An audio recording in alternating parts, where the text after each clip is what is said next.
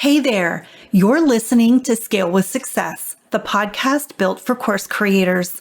And in today's episode, we're giving you an inside look at what it means to be a successful scaler in this interview with our Stage 2 Scale with Success client, Abbi Perets.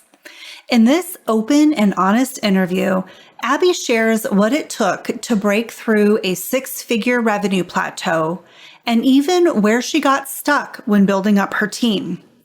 You'll also hear what it's like to work through these types of challenges with the help of our coaching team, and how being in community with other course creators who are on the same journey allowed Abbi to show up better for herself and therefore her business.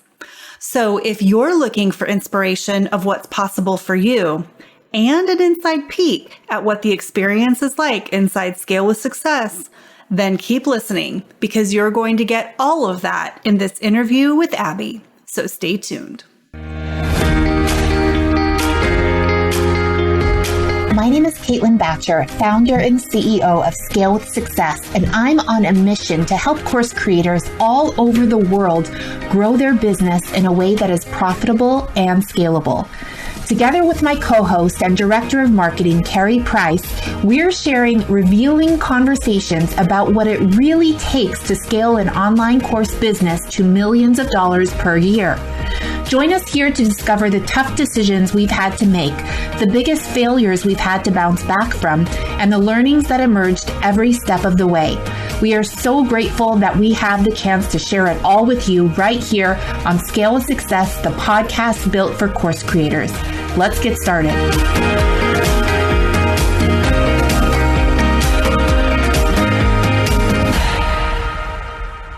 So I am really excited today to introduce one of our amazing clients. Her name is Abbi Perets, and she's here today to talk about her experience inside of Scale with Success, and also to really dig into some of the details of her journey and talk about where she's been, where she's at now, and where she wants to go. Also, I want to introduce Kim.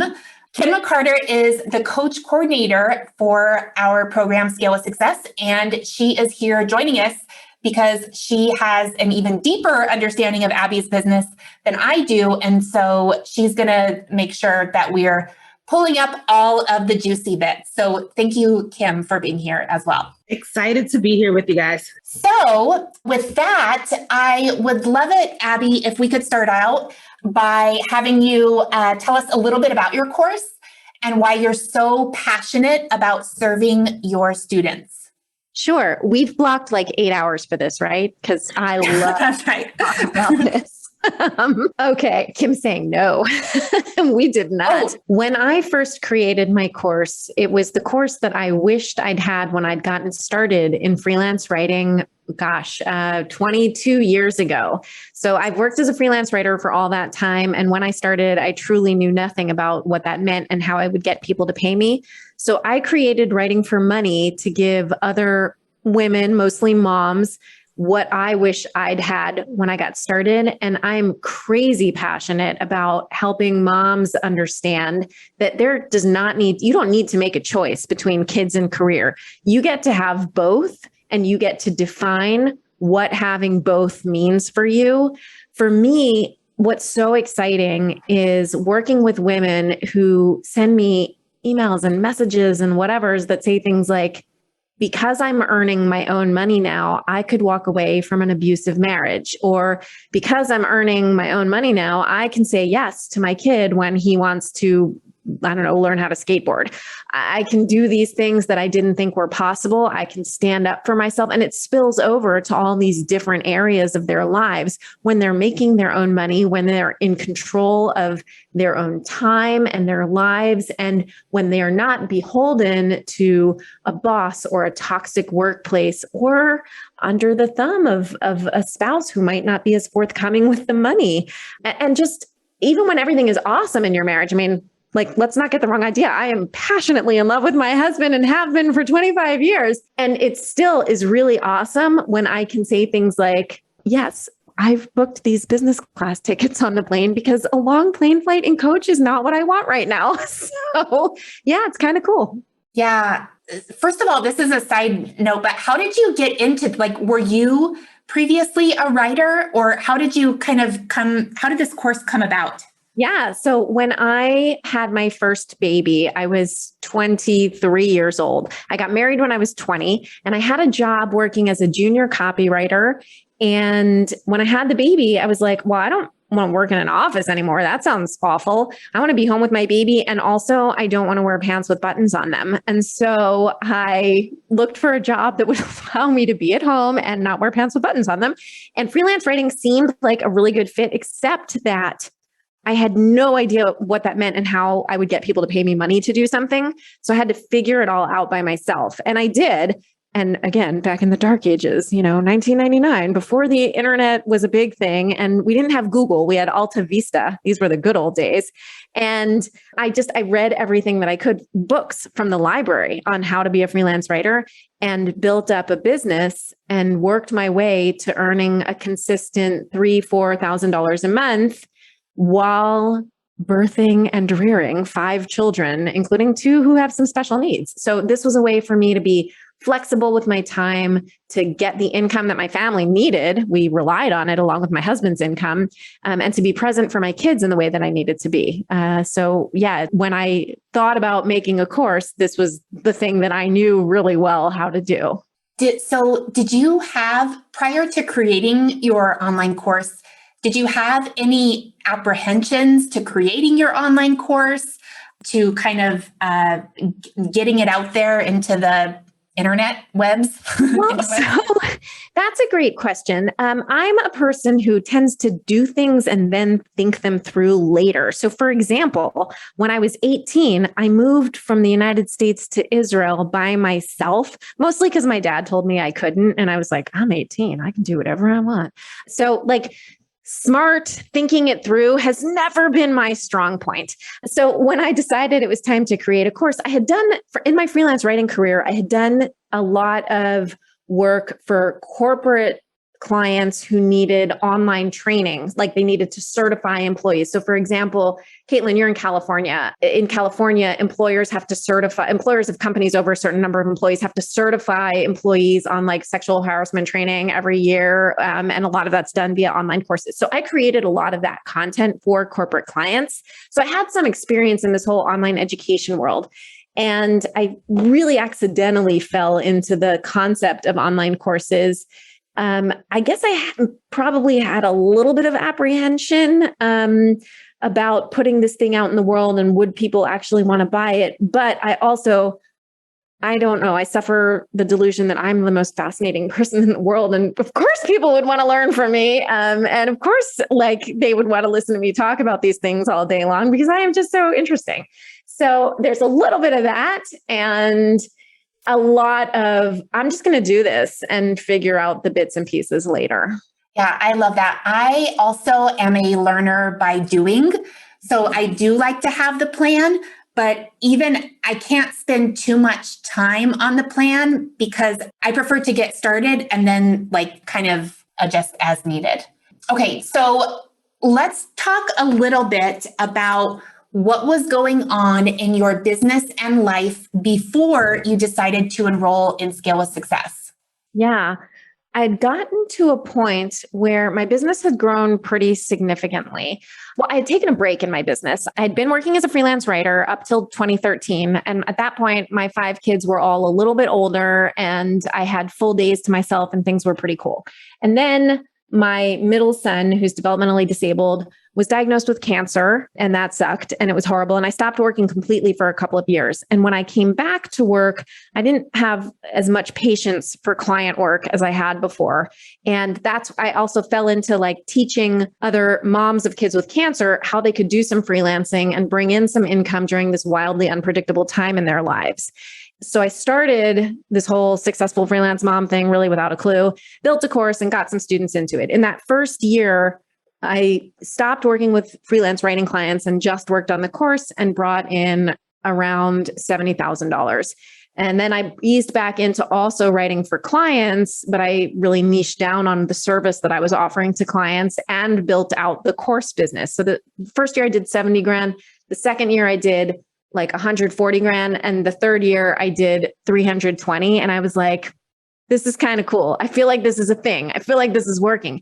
And with that, I knew that to continue scaling past a certain point, I needed help. It's really true that what gets you to that first 100,000 and maybe even like 150, 200, it's not going to get you much further than that. Like you can do some by grit and sheer force of will, but beyond that, you really need some decent systems in place. I brought in a VA and I brought in somebody to kind of help me manage my community, but I didn't know exactly what to tell them to do and how to let go of all the pieces that I was doing. And I felt like I have something awesome here. I could be serving more people if more people knew about me. And I don't know how to make that happen by myself. And I don't know what I need in place to free myself up to concentrate. Like I knew I needed help. I didn't know exactly what that looked like, but I knew I wasn't going to be able to get much further than where I was on my own.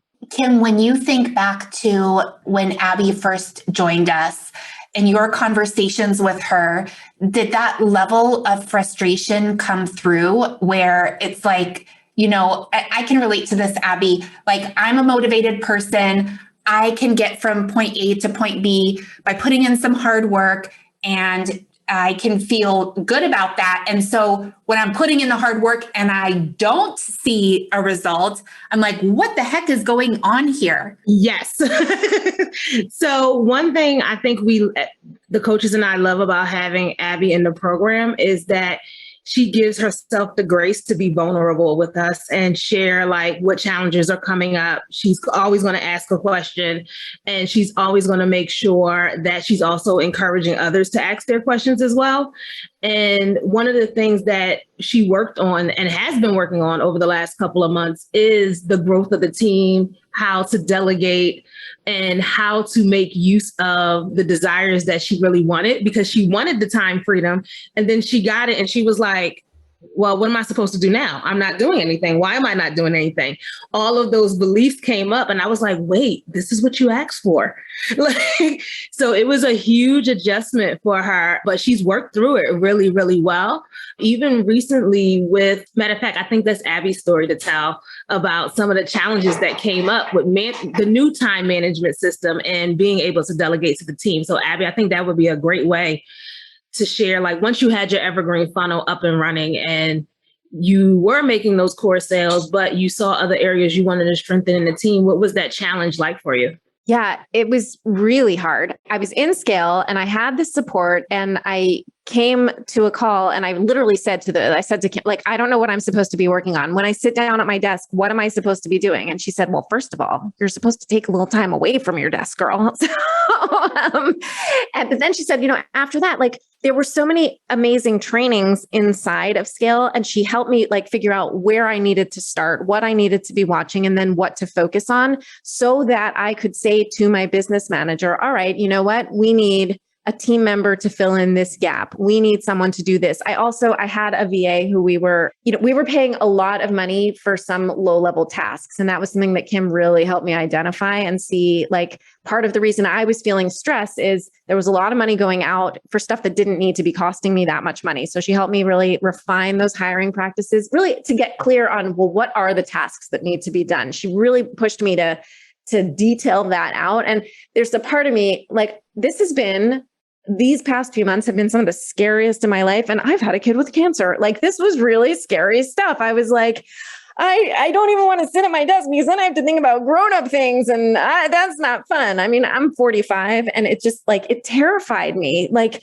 make a list of all the things that need to happen to keep this business running. I'd prefer to just turn on my computer and make a pretty post in Canva. That would be easy. I could do that. And Kim was really the person who pushed me and said, no, stop doing that. Stop wasting your time on things that you shouldn't be doing, and stop overpaying somebody to do these things. Like you don't need to pay $40 an hour for somebody to let people into your Facebook group. That is a low-level task. Make a list of those things that you're overpaying for, get the right person doing those things, and then really figure out who do you need on your team. I went through stuff with some of my team members who were suddenly very unhappy about the expectations. And it really helped me realize that I was not being clear in what are my expectations for them? What am I bringing them on to do? So my business manager and I have been working very hard to define those roles more clearly. And that's something, again, like I've never had a job in corporate. I've never done that. So I don't have the first idea about any of these job titles and descriptions. I don't know any of this stuff on my own. And the trainings inside Scale have really been instrumental in just how to think about an organizational chart and how to think about structure and how to think about running effective meetings. Because my approach to meetings was, let's not have them at all, or we'll call it a meeting, but it's really just, how's it going? What you doing? Oh my God, let me tell you what my kid did yesterday. It was so cool. Like, that's not a meeting and that's not productive and that's not a good use of my time. And having literally, I mean, it sounds kind of silly, right? Like, who needs a training on how to run a meeting? Well, I do. So yeah, that's been really helpful. I love that. And that's one of the things. So Abbi she started off in her stage 1 program of Scale with Success.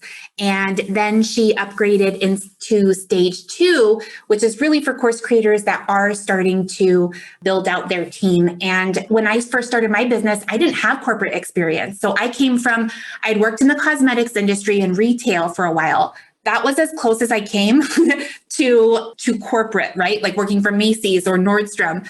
And then I was, for the bulk of my career before entrepreneurship, it was teaching.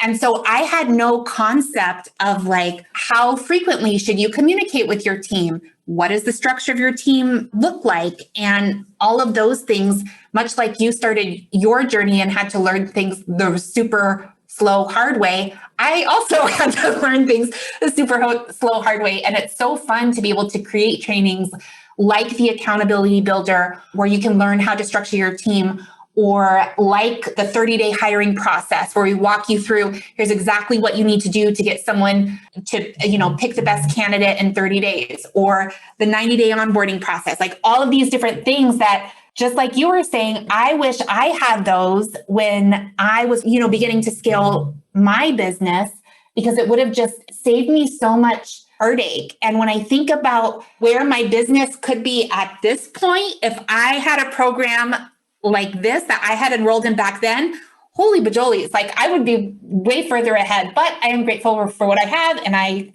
keep focused and keep going. But one thing that I do want to ask you, Abbi, is, you mentioned that you were feeling stuck and that all of the things that had brought you results previously in order to build your 200K, 300K per year business, they were no longer working to get you to where you wanted to go. And there's a lot of different coaching programs out there.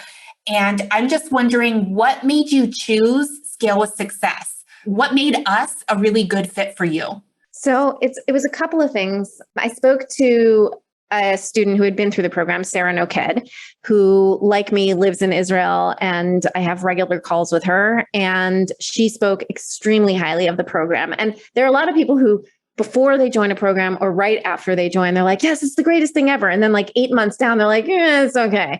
But she was still like, as she was approaching that 12-month mark, she was still like, no, this was awesome. This was amazing. This is what I needed. You should do this.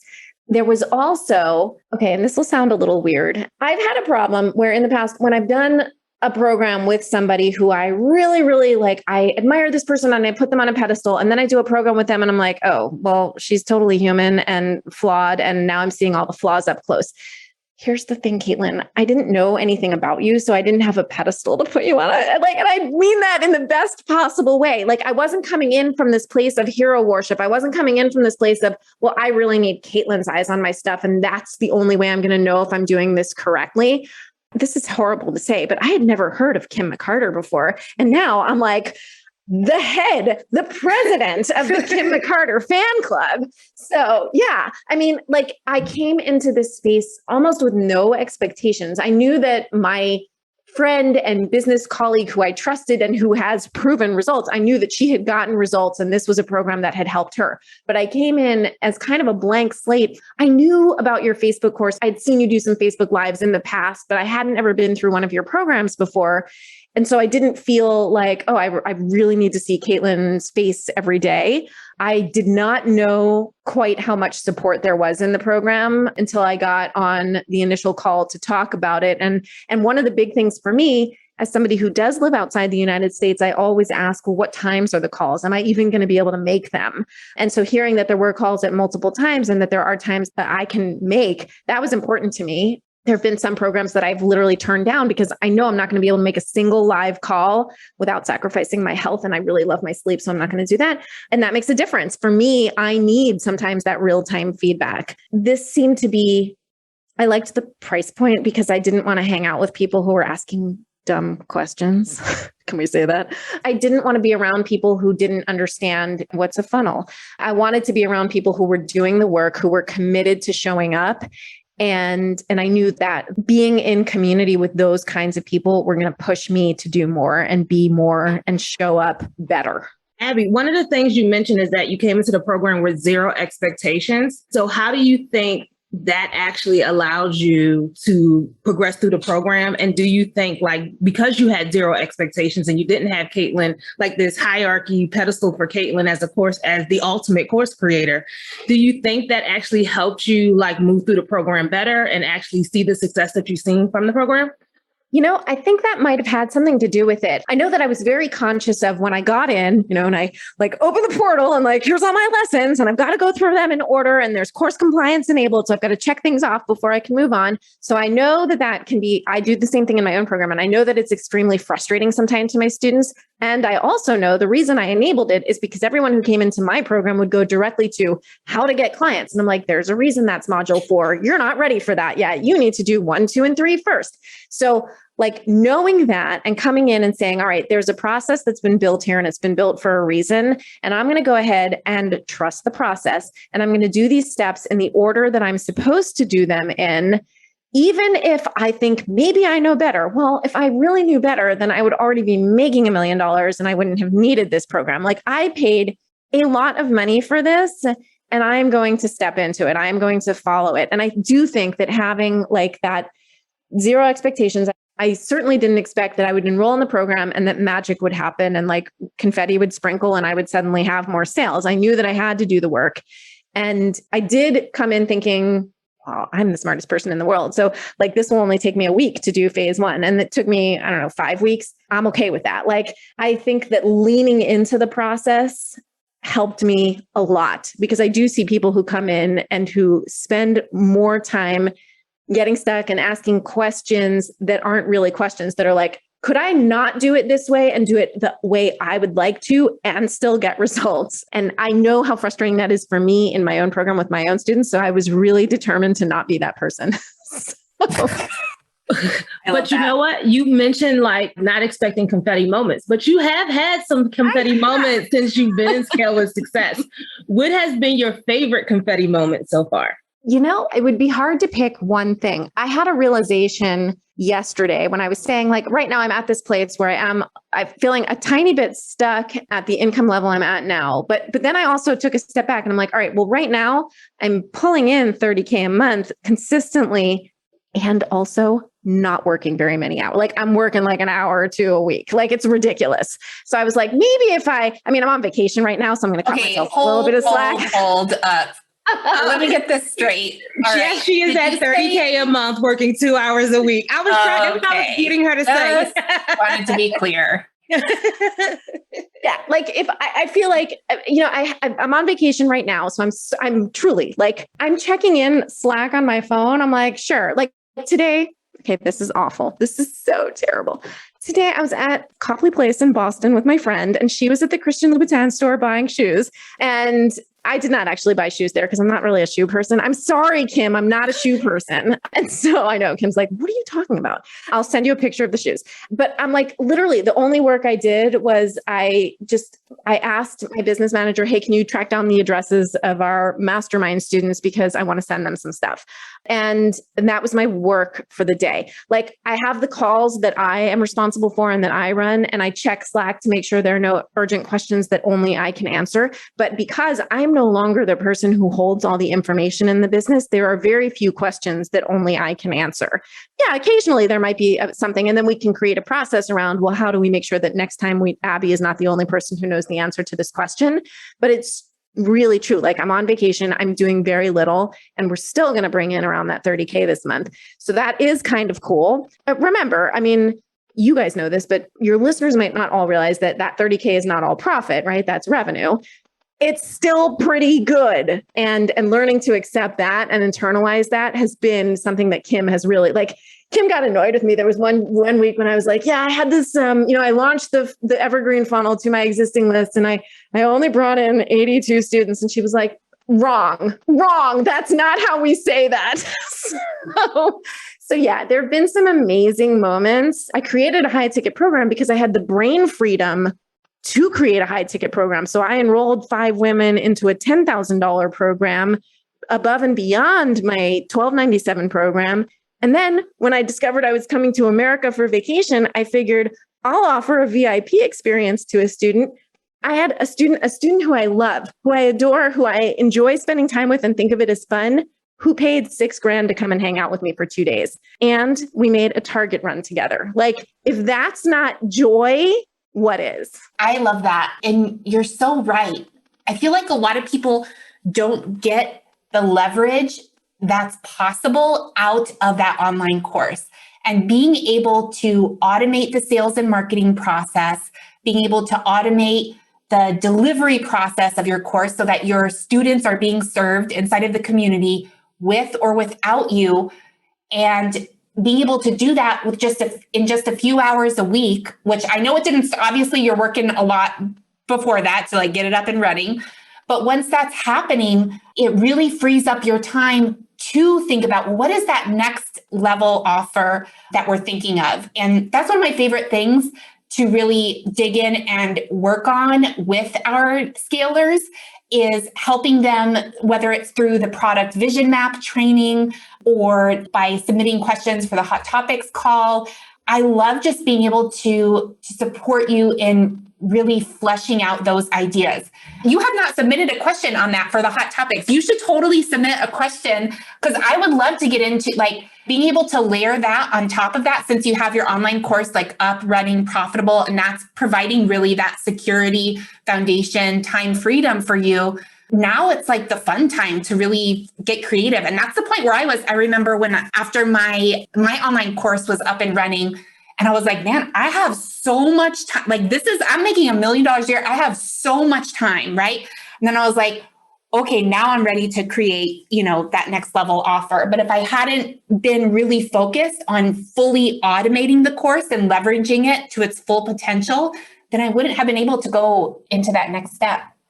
Yeah, that makes a lot of sense. And I was very cautious about that, because one of the things that you say in one of the very first trainings in the program is, you don't, like, everybody comes in and says, well, I want to scale 6 programs at once. And you say, you've got to have one where you're completely removed from the program before you move on to the next. And so while I did have multiple programs when I came into the program, when I came into Scale, I decided I'm not working on any of that other stuff. It's Writing for Money. That's the core program. So it's Writing for Money and the continuity program for that. And that's what I'm focused on here.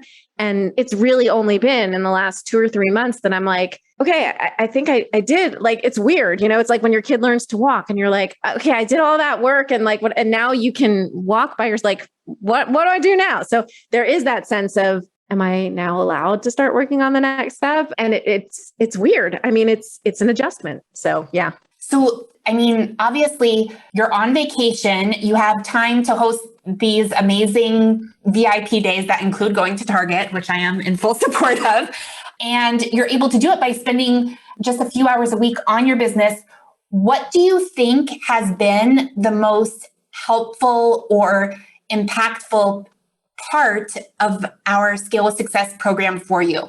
Wow. I really do believe that my weekly dose of Kim McCarter is critical. I think she's just an amazing resource. I think the space that she holds for us and the way she shows up with her whole heart week after week is amazing. Like, I feel guilty if I'm ever skipping a call, and I know I'm allowed to. Like, I know if I don't need to be there, it's allowed, but I feel like I guarantee there's going to be some gold there and I should try to be there for it to catch the gold. Truly an amazing resource. I think that also, though, being around other scalers, some of the mastermind pods are difficult for me because of time zones. But when I am able to be there and just to hang out with peers and have those conversations is amazing, astounding to get reassurance. Oh, this doesn't just happen to me. Like other people have these same feelings. And I know that intellectually, but getting that proof of it is important.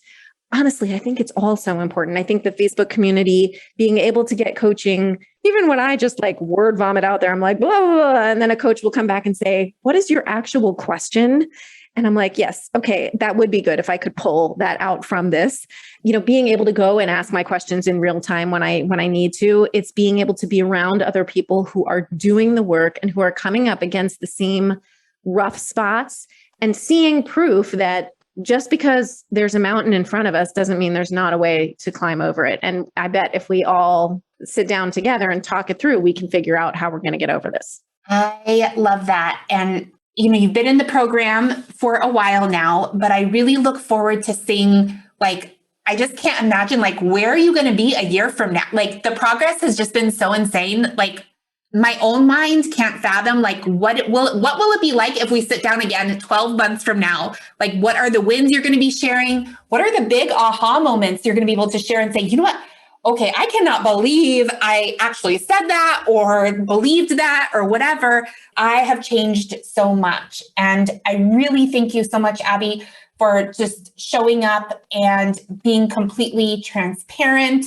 One of the things that we love about you is that you are just completely honest and forthright about whatever it is that's going on in that moment. And so I really appreciate you and your time today. And also thank you so much to Kim for being here to help us dive a little bit deeper with Abbi. Before we go, Abbi, where can people learn more about you? Where should they go? Where's the best place to send them?